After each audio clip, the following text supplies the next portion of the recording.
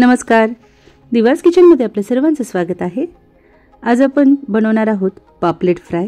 तर इथे मी रव्याचा वापर करून बारीक रव्याचा वापर करून पापलेट फ्राय बनवून दाखवणार आहे।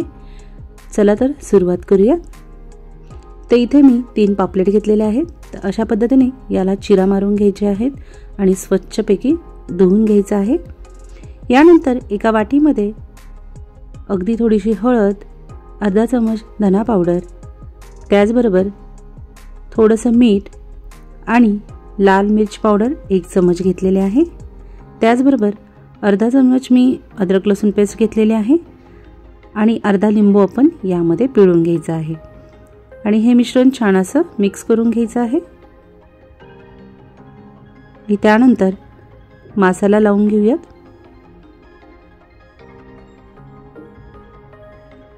जर लिंबू नसेल तर कोकम वगैरे असेल तर तुम्ही ते पण लावू शकता। तर इथे छानपैकी या चिरांमध्ये हे भरून घ्यायचं आहे आणि अगदी 15 मिनिट आपण साईडला ठेवणार आहोत। तोपर्यंत एका साईडला बारीक रवा 1 वाटी, अगदी छोटी साईजची वाटी आहे, त्यामध्ये 2 चमच मी तांदळाचं पीठ टाकलेलं आहे आणि इथे मी मसाला फिश फ्राय मसाला ॲड केलेला आहे। त्याचबरोबर थोडीशी हळद, लाल मिर्च पावडर थोडीशी घेतलेली आहे, म्हणजे अगदी 1 चमच तुम्ही टाकू शकता। त्याचबरोबर अगदी थोडंसं मीठ टाकणार आहे, कारण आधी आपण मसाला मीठ लावलेलंच आहे। तर अगदी अंदाजानुसार तुम्ही मीठ टाका आणि हे छान असं मिक्स करून घ्यायचं आहे। तर रव्याला हा पूर्ण मसाला लागला पाहिजे। तो कुठला पण तुम्ही फिश फ्राय मसाला तुम्ही यामध्ये टाकू शकता। तर 15 मिनिटांनंतर मासा छान मुरलेला आहे। तर आपण याला दोन्ही साइडने रवा लावून घेऊया। तर तिन्ही मासे आपण अशा पद्धतीने रवा लावून घेऊयात। तर जसं मी मसाला मगाशी लावलेला होता, तुम्ही त्याच्याऐवजी मिरची पण टाकू शकता वाटणामध्ये। तर छान असा हा रवा लावल्यानंतर आपण 15 मिनिटं साइडला ठेवणार आहोत। तर आता हे पांढरा दिसत आहे, याचा कलर बदलल्यानंतर आपण तळायला घेणार आहोत। हे पहा छान असा कलर बदललेला आहे। चला आता आपण तळायला घेऊयात।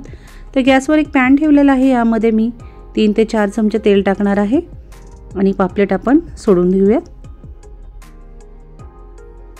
तर गॅस कमी जास्त करतच मासा आपण तळून घेणार आहोत। तर अशा पद्धतीने दुसऱ्या साइड पण आपण पलटून घेतलेले आहे। तुम्ही पाहू शकता रवा बिलकुल पण सेपरेट झालेला नाही। तो दोन्ही साइडने मस्तपैकी मासा आपण तळून घेणार आहोत। अशाच पद्धतीने तुम्ही बाकी इतर मासे पण तळू शकता।